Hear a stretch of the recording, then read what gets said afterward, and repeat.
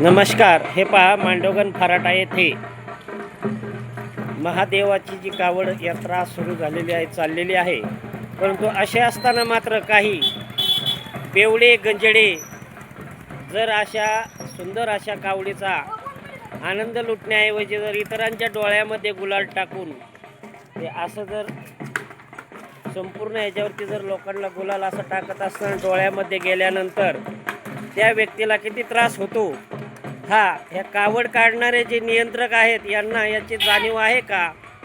आणि जो गुलाल फेकतो त्याच्या डोळ्यावरती हा गुलाल का मारू नये, त्याला समजलं पाहिजे की खरंच हा गुलाल फेकल्यानंतर किती त्रास होतो. आणि ज्यांचे शांततेप्रमाणे गुलाल तुम्ही लावू शकता कपाळाला, परंतु असा डोळ्यावरती मारणं हे कितपत योग्य आहे याचा विचार हा संबंधित ही जी कावड काढणारे आहेत याच्यामध्ये जी काय तुकार गँग घुसलेली आहे, गंजडी बेवडी, यांचा बंदोबस्त पुढील काळात नक्की करावा.